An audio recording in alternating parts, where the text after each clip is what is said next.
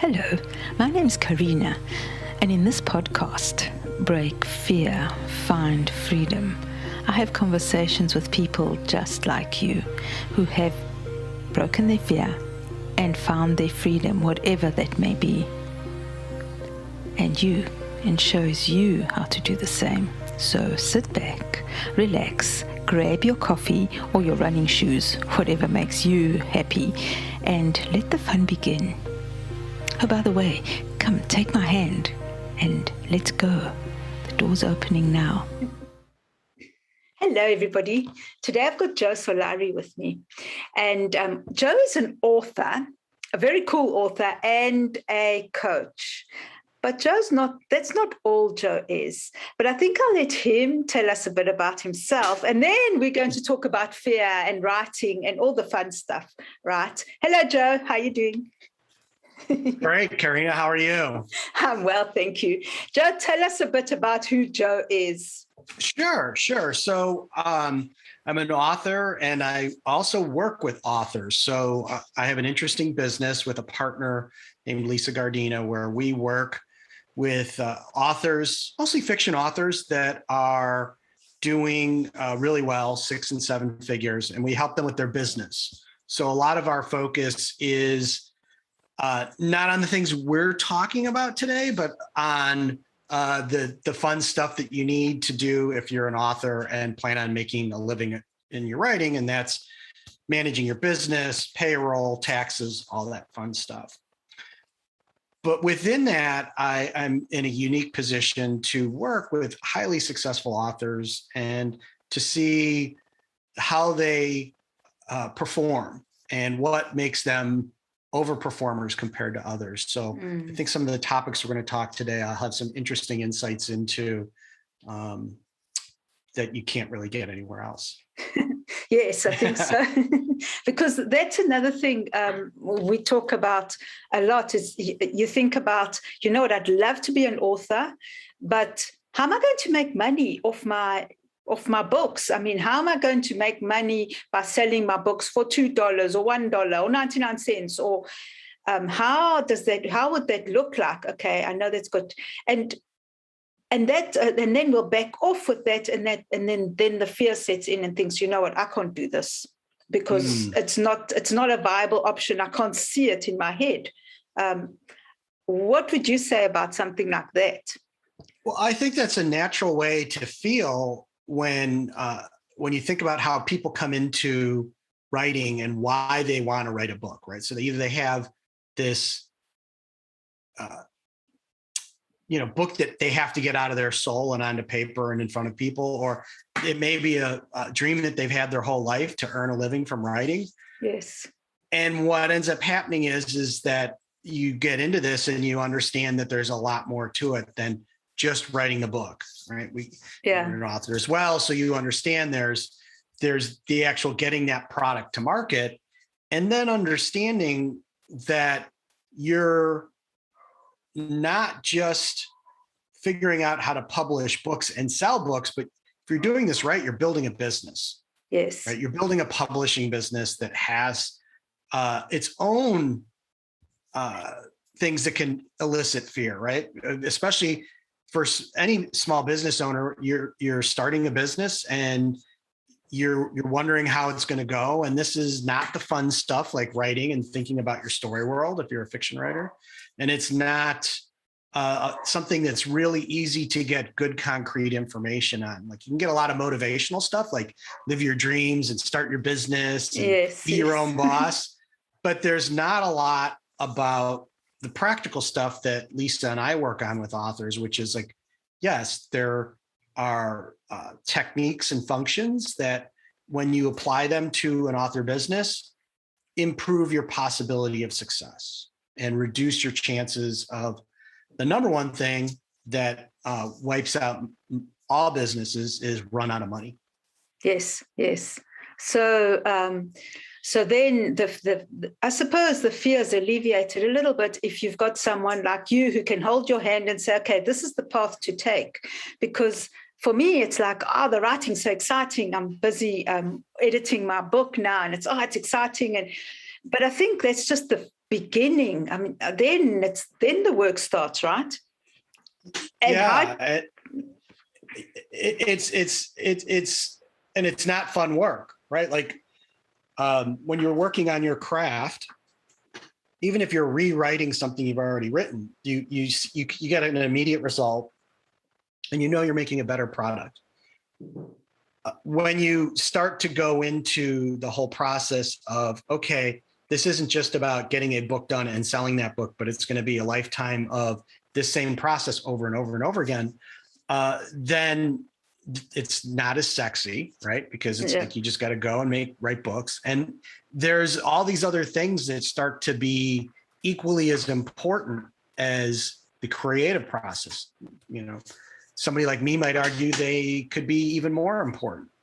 And then for an author in the author community, which you're part of, you see it a lot. There's a lot of things about, again, how do you follow that dream? Like how do you can get stuff on how to market and how to design book covers and craft. But when it gets into understanding the kind of the day-to-day business practices, there's just not a lot of information. That isn't a reflection on an author that they're just a bad business person. It's a reflection on the world as a whole, that while we say that we really embrace and support entrepreneurs, there's not a lot of information on how an entrepreneur can learn to do these things right. And that's what I do. Is I'm pretty unique in the industry. I spend a lot of time, even with beginning authors, of just talking through, like, here's the common mistakes authors make when they start a business. Here's where they set themselves up for success and failure. Yes. So going to common mistakes, I'd like that. But I'm just thinking, so would that make a difference between someone that makes it, like someone who has 6, 7, 8 figures in the business, because we know there are authors that actually do that, and someone who doesn't? I mean, even if we'll say the books are the same, the talent is the same. I mean, but what besides the actual product makes them different? Like, is it because what do you do on a daily basis besides writing? So that's a really great question. And, I actually did a bunch of research and explored this really heavily on the marketing side, like what would be the differences in their business. But I think there's 2 pieces to this. There's one is how they may differ in going to market, but there's also how they differ in their focus and determination. And this isn't like a grit, you got to work harder kind of thing. This is the reality of this industry is it's a super, super difficult industry. Most of the people that have the intention to write a book, they never write the book, right? So that the product never gets to market for the public to have a say in what they feel the merits are. Then when you look at where there has been somebody that's been successful versus somebody that hasn't, that has published, where I think there's a big difference is not in talent, because I've seen people that are very talented writers. They can write good prose, but they don't necessarily succeed. And what's the difference there? Well, if you're looking to write a book and get it published, anybody can do that, right? And it can be done at a very low cost. Yes. But when you put the parameter in that says, I want to make money from this book, right? Remember, now we're saying I want some stranger to give me money for the experience of reading my book. Yes. Well, now they have a say in what success is, right? And that's where I think a lot of people get a little bit unhinged, is because they're like, well, this is the book I wanted to write. It does not mean that that's necessarily the book that people want to read. Yes. And if you miss out on that main component of, hey, there's this unmet market desire, and my book fits that, if you miss that, your book never takes off. And I think that's one of the key components that the successful authors do. Some are naturals at it. Yes. Most aren't. Most learn this. They figure out and this is typically thought of as like writing to market. But I would caution people that might get their backs up with that idea of writing to market. It gets to what I said earlier. You can write the book you want to write. Can you position that book to fit with what the market is looking for? Right? Yes. Does that make sense? Okay, that makes sense. So you could actually, instead of actually going out and doing the research and discovering that's what I'm understanding about right to market, discovering what the market wants, you could actually write your book and then position it to give it to the people and give them what they want anyway. Is that what you're saying? Yeah, that's what I'm saying. So if you've got a good idea for a story, and you're just starting it, for somebody that's listening or watching this and just starting this, and it's like, well, how do I apply that? Well, you go to Amazon and you look at what genres are what you think this book is going to fall into. Right? Okay. And then you start to look at what those covers look like, what the blurbs read like, because what you want to do is you want to strike this balance between what's familiar, right? Mm-hmm. Because you're an unknown quantity to a potential reader. So they have to feel that it's accessible to them and it fits with what they're looking for. And at this point, they're thinking about what they've read in the past. That cover has to really be explicit as to what the story is going to deliver. And I'm not saying that it needs to be a representation of a scene in the book. What it needs to be is it needs to be a visual indication of what the story experience is going to be. Yes. Okay. So that gets missed. Once I get in there, if I then find that the book fits a lot of the tropes, but it is different, I'm going to be okay with that. In fact, I'll probably like that because it'll be different. Mm-hmm. But if I just go into this and I don't try to even get it to align with what the market wants, then I shouldn't be surprised if the market doesn't want it. Yes, makes sense. Also in that you can't just solve that problem by throwing every ingredient in, right? Like you can't go and say, hey, this is a post-apocalyptic zombie romance with space opera and Western. Now nobody's going to be happy, right? So, and I think that's a lot more technical, but it's one of the things that that's a skill anybody can learn, right? Mm-hmm. And by doing that, you improve your probability of your book being successful. And I'm a big believer in what we're trying to do with the business is set it up in a way that it is creating as many positive possibilities for you as it possibly can. Yes. Right? We all try to have a business plan, and it's really easy to say, well, I want to write 6 books. And I want to make $1 million. But what are we doing to design the business so that whatever kind of gets thrown your way, the business is prepared to give you the best possibilities out of whatever the world throws at you. Yes, I love that, because I've seen people say, okay, you should have a map or a plan for the year, right? As an author, you need to have how do you do that? Do you say, okay, I write a book a month, or I know it's mind-boggling to me, maybe because I haven't really looked at that, but what would you look at, and how do you know that you can actually do that? This is a really good question. And not only can I help answer that, but I can provide some tools and solutions for that. And this goes back to a few years ago, I was at a 20 Books Las Vegas conference. And it was a year where there was a lot of talk about rapid release. There was a lot of people that had success with it.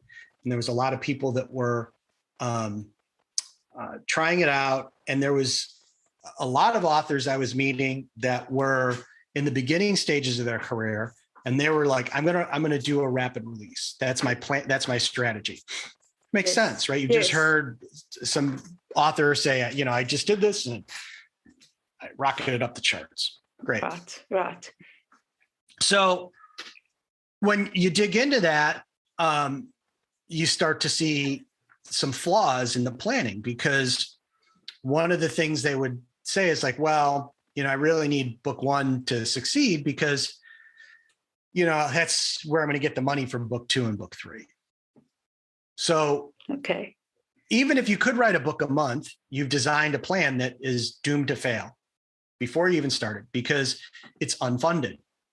Right? Yes. So when you start to unpack that and you say, okay, well, in today's world, a reader has a lot of choices.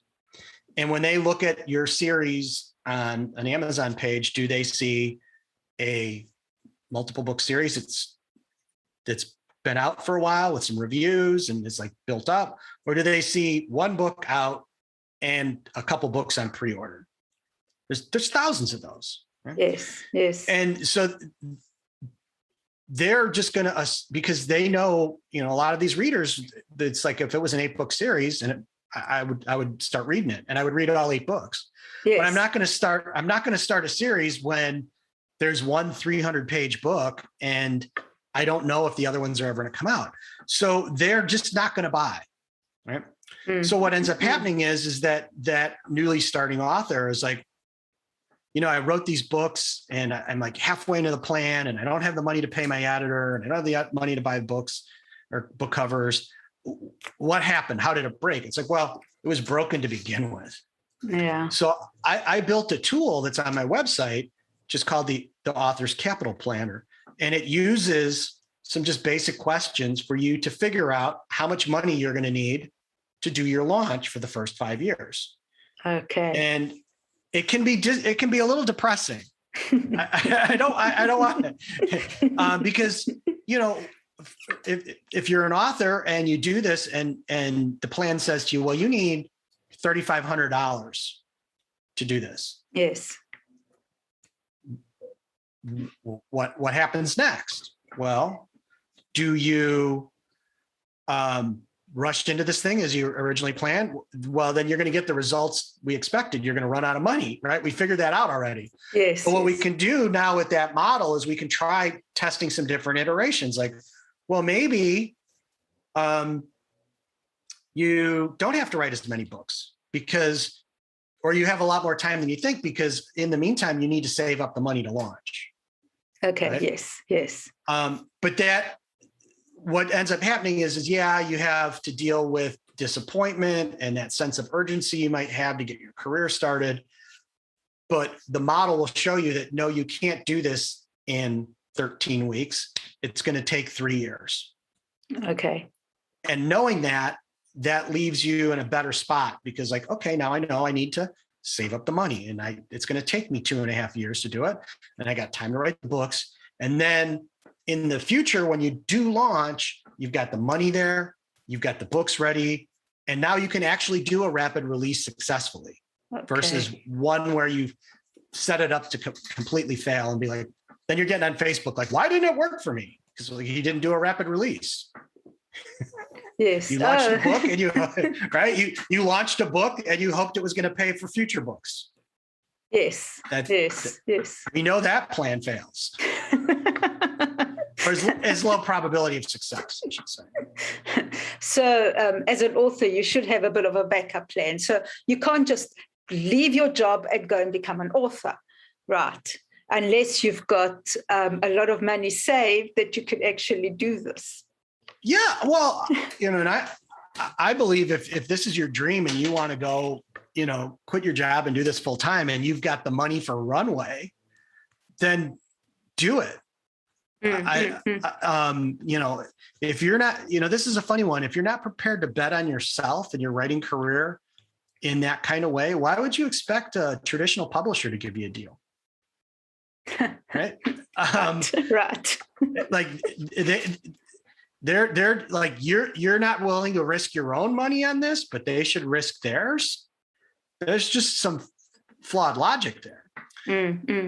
But if instead we look at this thing like, hey, I want this to be successful, I am going to do this thing very deliberately. And I'm going to think through the steps and do it right. Because here's the thing that just as human beings, we tend to filter out. We see the folks that are 7-figure authors and we're like, wow, how did they do that? It was like it happened overnight. Yes. It didn't happen overnight. And I know because with my clients, I've seen their backlists and I've gone through to understand their business, and I've seen they've got titles that maybe that they never published, or they published and they took down, or they still have titles out there that are doing horribly compared to some other stuff they may be doing under another pen name. The good and bad thing about this is that it takes time to build the audience and to get your voice, right? Like you have to get that, like you have to, and this all has to marry up onto where people are writing what they love, and there's people that love reading that. That's when the money gets made, right? That takes time. Like either one of those functions has time associated with it. You can't get away from it. It just, if you're not, the cool thing is you get to write and get paid. Like, think about it this way, is like, oh, you know, I launched this book and came out, it only made me $200. And, you know, I spent $800 to get it out. Well, over time, it'll probably make that money back. It may take 10 years, but you got paid to go do some work around getting your craft better and marketing, right? And you have a chance of finding real live paying readers, right? And maybe that first book, you only find 10 people that really care about what you write. It's 10 people that you didn't have before. And that becomes the seed audience for the next time you launch, right? So now there's at least 10 people showing up on sale day because they want to read book 2. And now you get 15 or 20 people. And it's this is the part that people don't have the patience for and get very disappointed that it doesn't go faster. And the whole marketplace is driven by what I call cumulative advantage. It's that this particular round, even if it's your first round, the resources that you gain in this round are used for your benefit in future rounds. So for a good second launch, you have to have the audience stick around from your first launch. And then it keeps building and building and building and building. And then all of a sudden, it seems like it happened overnight, and it didn't. Yes. So now, how do you? And obviously now you've got to have the consistency and the patience to actually go through all these iterations until you get to where you want. And I suppose that's also why there's so few, or I don't know how many 7-figure authors there are compared to the people that don't make it to that level. Yeah. So let's talk about that. What's interesting is there's more millionaire authors today than there's ever been in history. Okay. What hasn't changed is the distribution of the population of how many millionaire authors there are, how many 6-figure, how many authors that make $50,000, how many authors books never make more than $10,000 in a lifetime, the number of people that don't write more than one book. Like those percentages don't change. It's a very, very steep curve. Like we can see that, 1.5% of the titles on Amazon make 65% of the money. That we can see that by just looking at the data on Amazon and the ranks of where the books are. We know that on any given day, a rank between 100 and 120,000 is selling about a book a day. So that means that with 8.5 million titles and 3,000 titles coming out a day, wow, that this is a very small portion, that 120, right, divided by 8.5 million, right? And within that group, those titles, a lot of them are the same author, right? It's these successful authors, they may have 20 titles in that top 120,000. Yes. Right. So it is a very small population compared to all authors. That hasn't changed. But your chances of becoming one is greater just because you have the chance today to actually write a book and get it into the marketplace. You couldn't say that 20 years ago. You'd have to get a traditional deal and you'd have to find an agent, all that stuff that was really gate blocking you. The cool thing today is who the market is going to pick as a winner. That could be anybody, right? I mean, there's people that are making mid six figures in genres that didn't exist 10 years ago. Wow. Right? Yes. And because you don't have to you get more per book as the author, you don't have to make as much to earn a living. So in the old days where with the traditional deal, you had to be really successful to be in a position to earn a living. As an indie author, if you're doing this, moderately well and publishing enough books, I mean, you can get to a living wage with a lot less titles and work than you could if you had in the old days with the trad deal. So it's better to go the indie author route then anyway, because I mean, trade deals now aren't as prevalent, are they? I'm not sure. Well, I think this gets back to what we were talking about earlier. So if you're going to sit around and wait for somebody to see that your particular book merits them to invest in, there's a lot of things that have to happen. Yeah. Right. Yeah. And if you and I are publishers and we have $1 million we're going to spend in 2022, we owe it to ourselves or to our shareholders that $1 million comes back as $1.2 million or $1.8 million. So we have to pick. We're using a portfolio method, right? We're going to give money to authors we know are going to be super successful. We probably already have them in our portfolio. We're only going to spend a little bit of money to test out markets. And I think the part that a lot of authors that are still thinking kind of in the old methods, the new way that publishing companies are thinking is, okay, well, we'll just go and look who's already succeeding as an indie and we'll offer them a deal to come over, right? Because they've proven there's a market, right? So like if you and I, like I said, if you and I were going to open a publishing business, I'd say, okay, let's pick a genre that we know we can evaluate good manuscripts in. And let's just go and use Amazon as a data source to find up and coming authors, right?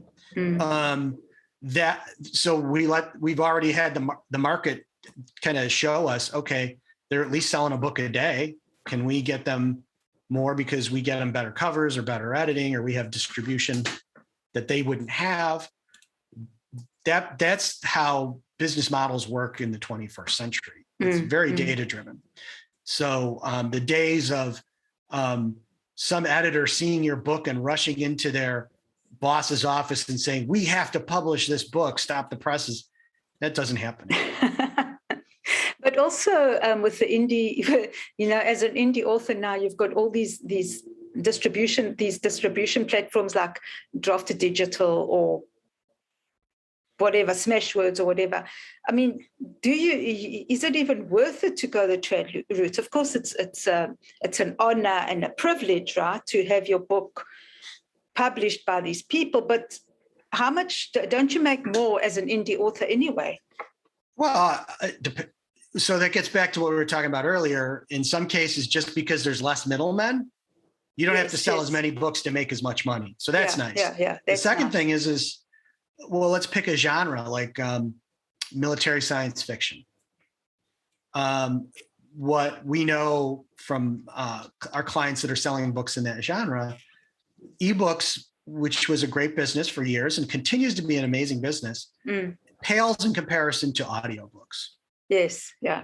Right. Okay. They can make far more, and that it's a new audience. These are people that wouldn't read a book, but they'll listen to a book. So now as an indie author, I take my content and I partner up with a good narrator and I may pay them a lot of money to narrate and engineer the book.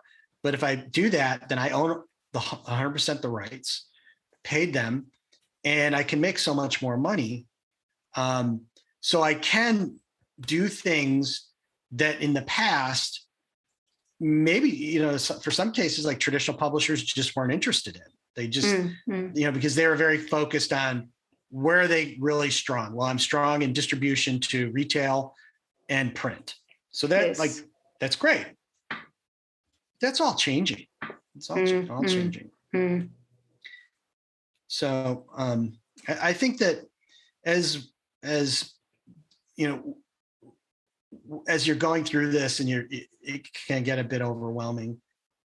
The thing to keep in mind is that no matter what, there's this relationship between the reader and the writer. Right? The writer creates this content, the story. The reader wants to have that experience. How they're going, and I use reader, and writer in just as terms. We don't know what the medium is going to be, right? Yes. It could be in 5 years' time. It's super easy. You can make a movie sitting on your desk. Yes. We don't know. We don't know. Yes. But if you can create content, then you have opportunities, right? Because you're bringing this value out of your imagination into the real world where it can be monetized. And as long as you remember that, it may be I hope it's a little less overwhelming for somebody that's thinking about becoming an author. There is opportunities that we can't even imagine coming. So I think maybe the first step is actually just, once you've written the book, just publish it and see what happens, right? Well, not really, but I'm just saying, at least take that risk, even if it's one little step at a time. Well, here's the other thing that's great about indie publishing is like, okay, let's say, I say this a lot. You better hope your first book is not your best book. Okay. Right? Because if it is an amazing, like blockbuster, does $1 bazillion, oh my God, where did this come from? You got to follow up. Yes. The second act is going to be really hard. Yes. More of us are in this other camp, which is we learn by doing. Right? We learn by doing. So if you're not doing, you're not learning, you're not going to get better. Of course, you put your first book out, you get done, you go back and look at it in 6 months and you're like, oh, this is horrible. Because you've learned, right? Right. And the great thing is that you can go back and you could make it disappear, right? You could self-edit and take it down and redo the book. There's all kinds of things you can do if you choose to, or you just, like a lot of authors are, it's like time marches on. I'm going to work my way through this series. When I'm done, I'm starting this new series. And they just, keep with what they love to do the most, which is write new stories. Yes. And over time, and that's what we see as the overnight success, right? It's for them to get the right ideas and the right story and the voice for that particular series that takes off. They did the hard work in the 5 series before that. Yeah. Makes sense. So how do you get over the fear to actually press publish? That's a good one. Because I think that there's a lot of reasons why people don't press publish. And, one of the things, like I mentioned, I really help a lot of beginning authors out with the ideas of what to do with their business. And I'll have a lot of them come to me and they'll be like, oh, do I need to set up a company? Do I need to do this? Do I need to? And they like, I can tell pretty quickly now if they're just trying to do all this research and stuff just because they don't want to publish. Yes. Right? That makes sense. Right. And it's like, if your money's not going into editing and a good cover, then you shouldn't be spending that money in the beginning. And then you have to press publish. And I think that the best thing that I've seen for doing that, to get over that, is to find some peers that are in the same place as you and be accountable to each other, to say, hey, I want this book to be done. February 2022. Yes. And we commit, like, if that means that you're going to have to come over to my house and help me push the button, we're going to do that. And I remember, I think it was a couple of years ago, Krishan was a keynote speaker, and she was at 20 Books, and she was talking about just that. Like, her first book, she kept going. She had Michael Anderle on the phone, and he's just like, hit publish. And it was like, Yes. she had to have that coach and that person to be like, yes, you just do it. Right. And no, it wasn't a wildly successful book.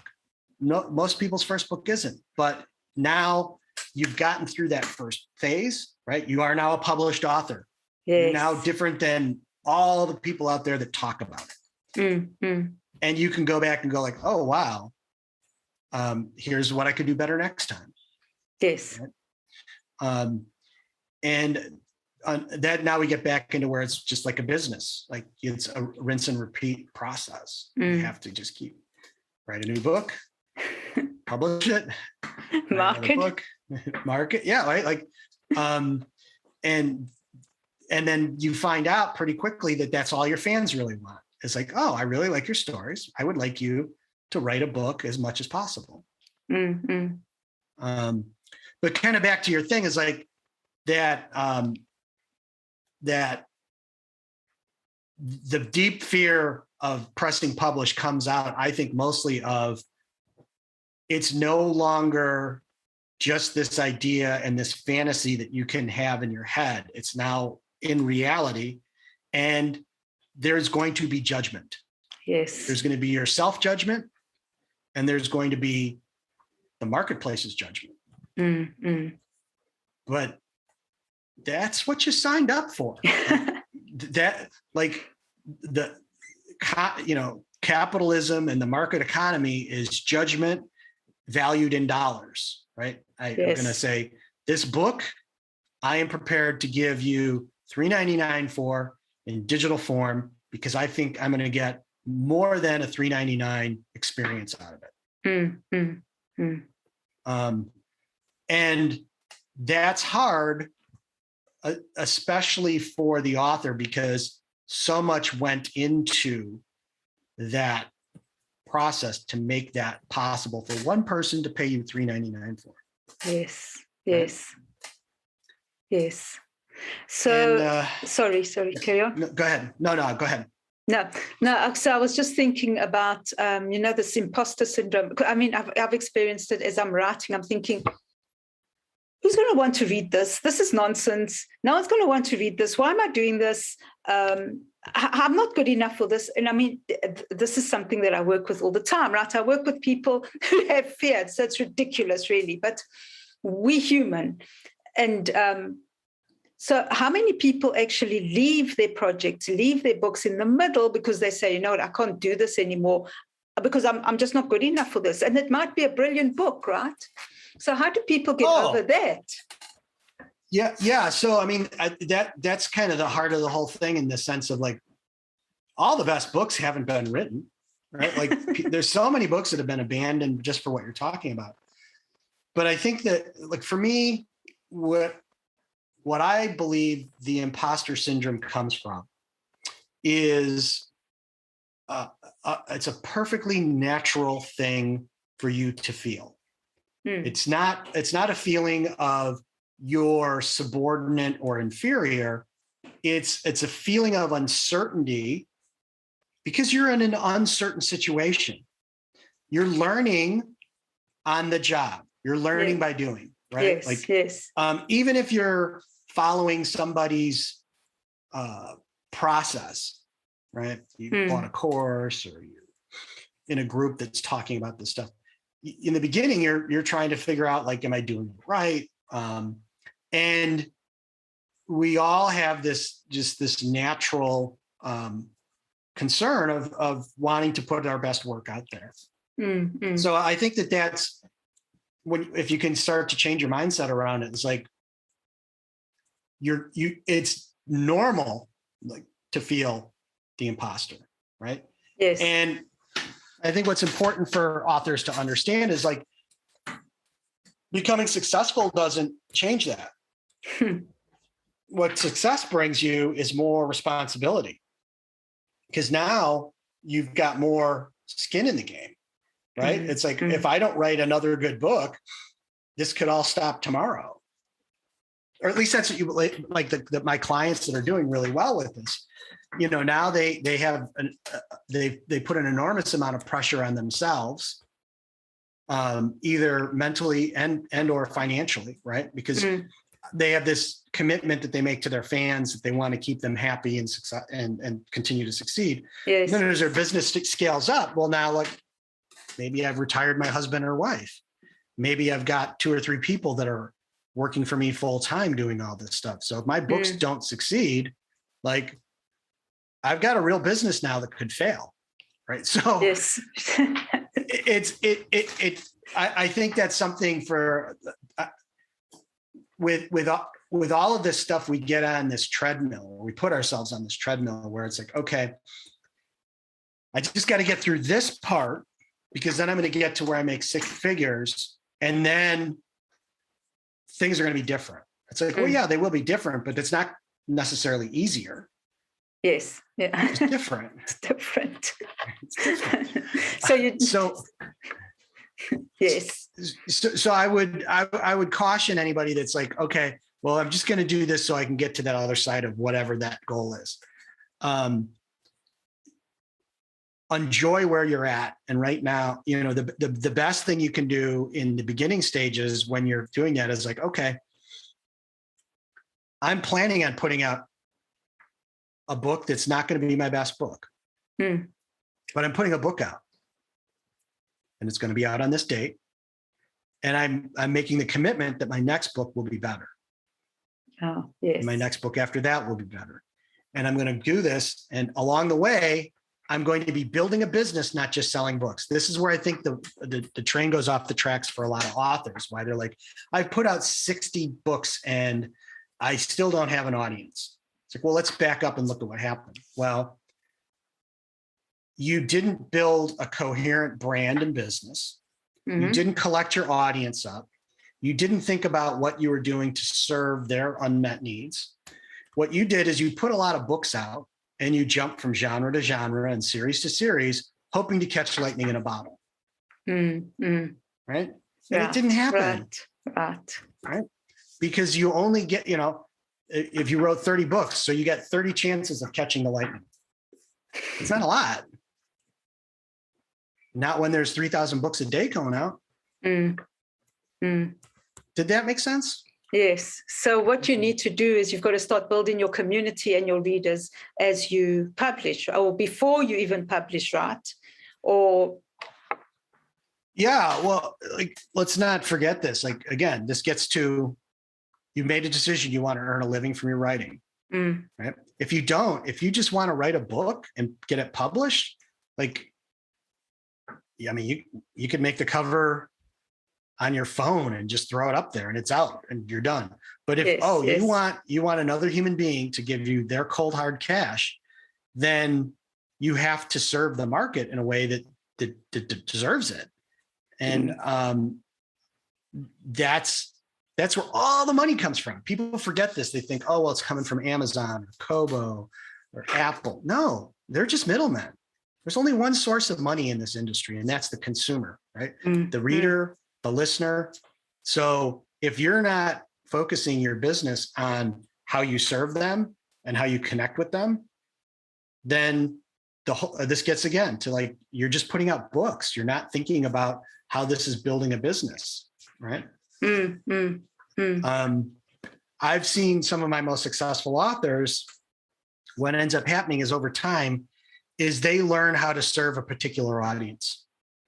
It gives them the breadth to move around, to write what they'd like to write. But in the end, they've always got this framework of like, this is what my readers like, right? They want these kind of things in the story. They want it to be written this way. I'm always going to do that.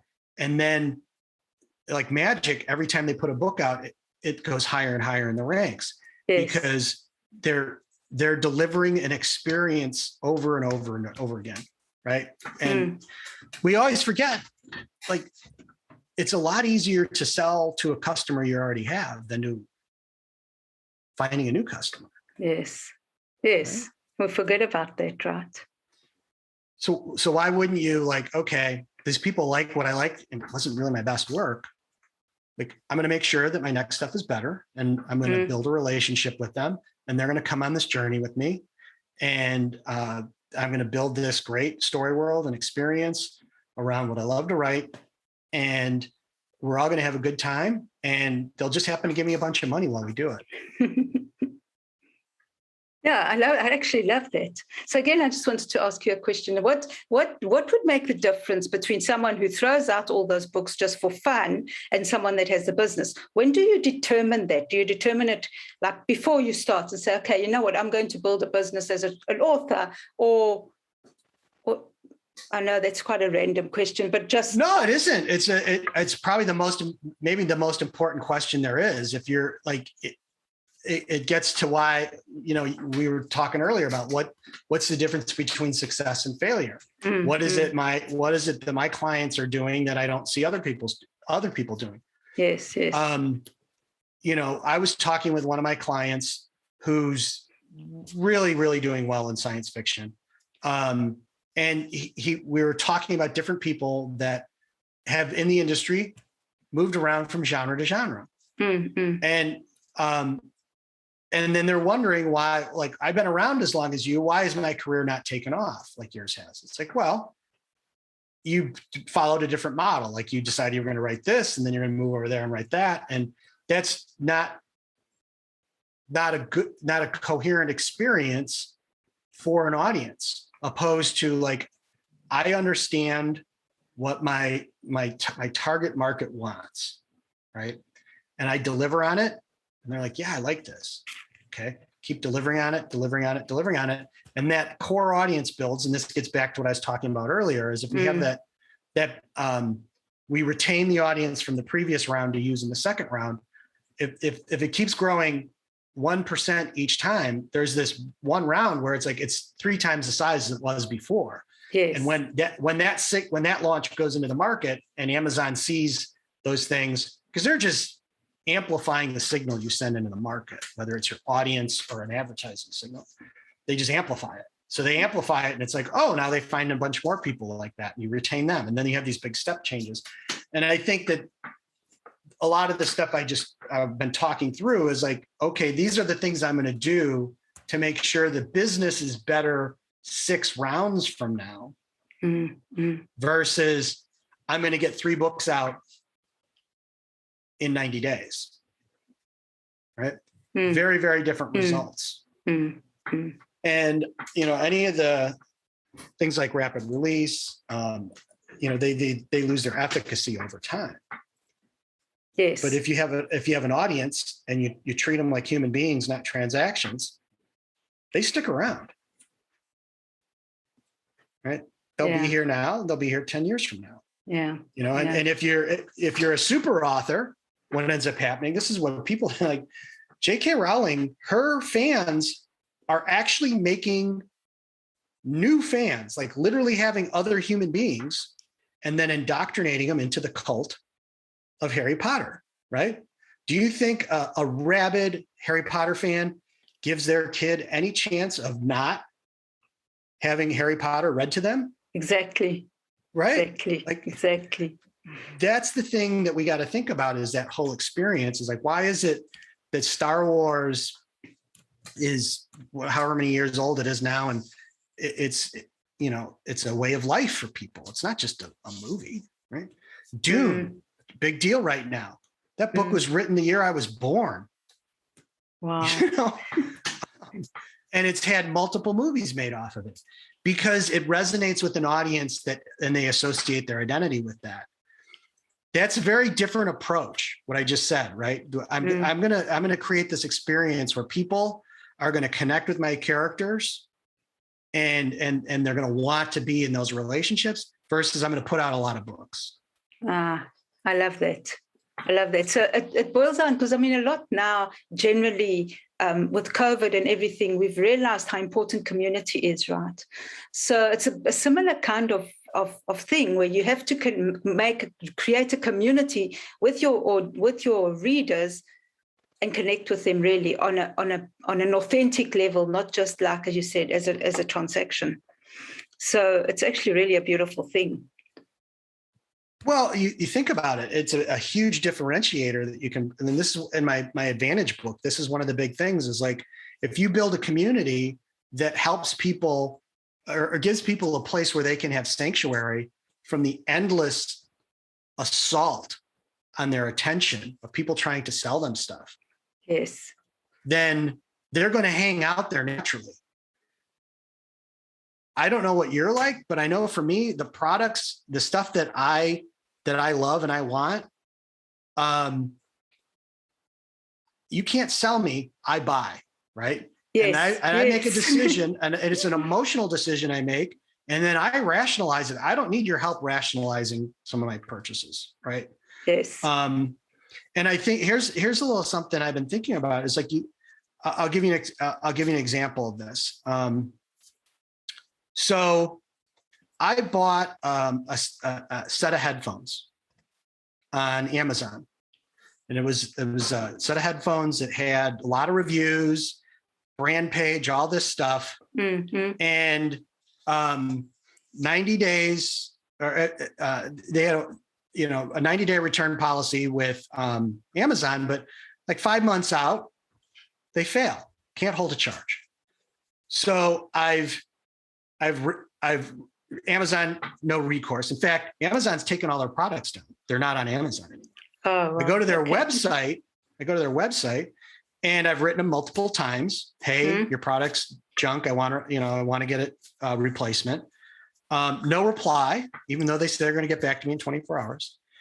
So we're in this world where brand promise is so important, because now I go and I spend double the money on a set of Apple headphones. These ones. Yes. Because I know the higher quality, they're going to stand behind their product. The experience I'm going to have is like everything else I had. And now I'm kind of kicking myself. Like, why didn't I do that in the beginning? Right. Yes. And I tell you that story because we're no different in our business. When you're a writer and you're writing urban fantasy, are you the Chinese headphones that are going to fail in 90 days? Or are you the Apple headphones? Well, if you want to be the Apple headphones, then you got to stick around and prove your Apple headphones.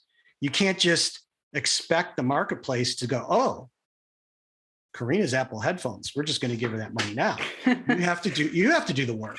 Yeah. If you do, right, then you end up like my clients where they're just making money doing the stuff that they love the most. But it didn't happen overnight. It was because they treated it like a business, and they grew it, and they understood that their customer experience trumped everything. And also, I know we're running out of time. I just wanted to ask you this quickly. It's very difficult also as a writer, as a creator, is to actually change that mindset from creating all the time to making this a business, right? Because you want to make money out of all these creations that you're doing, but how do you balance your time, or how do you actually change your mindset to say, hey, this is a business. You need to start making money off this. Yeah. So I'll come at that a couple of ways. So one is a big mindset thing. Yes. So if you go back and you look over the richest people in history for the last 200 years, the people that are at the top, it changes all the time, but the people that are at the top all have come from some type of massive creative experience. Right. J.D. Rockefeller is, figuring out how to use hydrocarbons, right? Like where he made his money was originally, it was to replace whale oil, right? It was kerosene as lighting. It wasn't for gas for cars yet. Or Vanderbilt with transportation, or Gates with computers. So massive wealth and well-being for the humanity comes out of creation. Yes. So when you look at your business as a creative enterprise, You're going to create something, right? This business has a purpose to provide a positive cash flow to investors, right? It's got to fulfill your need for that. But for that to do that, it has to do something. It has to create literally wealth from nothing, right? Yes. So I think for some people, just getting that mindset that, oh, this is a creative enterprise like anything else. If I let my creative juices flow, I can think about this differently. Versus business being, okay, I need to understand tax law. I need to understand this. That's not what those are tools. Yes. Those are things that we use to minimize how much cash and expenses we lose in that process. But when you really think about that your business, just like your books, is something that you're creating, and that you're not just, this isn't just a thing to sell books. Right? Like, what's the purpose? That really is about that mindset. The purpose of this business is to be this vehicle for this customer experience. Well, then you make very different decisions. Yeah. Very different. Yes. Right? Yes. And what you may think of, and this gets back to what we were talking about earlier. It's like, okay, well, as impatient as I am to make this happen, it would be such a good customer experience to see my books with really great covers, well edited, come out 3 weeks apart. And I know that I don't have the stress of getting those books written. So to do that, that means I have to save $5,000 or $8,000 or whatever that number is. I need to write these books. I need to get it all done. And then you see a different plan, right? It's like, okay, this is a 3-year business. It's not a 30-day business, right? That's the part that is really deceiving. Is there's so much stuff out there, like, you can make $1 million writing contentless books. No, you can't. Yes. It's like, I know some of that stuff is, where do you come from with this? Yeah. This has been so cool. We could speak forever, but yeah. I know you've got your time constraints. So tell us where we can find you, and all about your cool tools as well. Yeah. So if you're an author and you're looking to do a couple things, like use that tool. So joesolari.com. So that's JOESOLARI.com. That's my website. And there you can learn more about me, and you can learn about some of the stuff that I have. One of the things which is absolutely free is a tool that, and the link is right at the top of the page. It's the Author Capital Planner. So you only have to really remember that one URL. You go there and you'll see it at the top. And you can go in there, and it's designed in a way to, there's a video to show you how to use it. It's all web-based. You build out your thing, and then you can either screenshot the results or print them out, whatever you want. And that's a great way to kind of test things out and figure out, like, what would it really cost me to do a book a month, right? Like, even if you're capable of writing a book, you might not be able to financially fund a book a month. So that's one. I've got a couple of things that people may be interested in. There is my book Advantage, which is the work that I've done around marketing in the publishing industry. And you can buy it at all the main bookstores. You can also buy it direct. I do a bundle on my website, which is the ebook and the audio book. You just go there and you can follow the links, and it'll get you there. The other thing I do is a book called Treat Your Writing Like a Business, which also comes with a little bit of a course, which is focused on a lot of the stuff we've been talking about, the underlying structures and tools to make you treat your writing like a business. So it kind of walks you through my process and explains why you do these things. And it's really designed in a way, like everything I talk about is, before you buy anything from me, you need to have your money going into good book covers and editing, right? Because that makes a product, right? And we get that product out in the market. Now you have some results, right? Then think about buying some of this other stuff. But that's another way people distract themselves, right? It's like, I'm going to go take this course and I'm going to do this. And Yes. you got to learn by doing. Yes. So you've got all these courses and you think, oh, I need this course, and you go and buy the courses, and then you don't have time to do it because it's really a horrible Yeah, I'm there treadmill. too. Yeah. I just did it myself. It's like I'm in this thing and I'm like, really good stuff. But it's like I've got a lot of just day-to-day stuff I have to get done. So I have to give myself permission, like, okay, I'm going to do this over the next year. It's not going to happen 6 months and all of a sudden everything just transformational. That's what they sell you, right? But Yes. It's great sales. Yeah. Thank you, Joe. But before I go, what change do you want to be in the world? What change do I want to be in the world? That's a great question. I want to help people to realize their dreams, right? In the sense of around this publishing thing, right? I want people, like my tagline is that I help authors build great businesses, right? And I through my experience and just how life has kind of brought me on a certain path, I've got a unique set of skills and experience to help authors do that. And I want to make it as easy as possible for them to create what they want to create.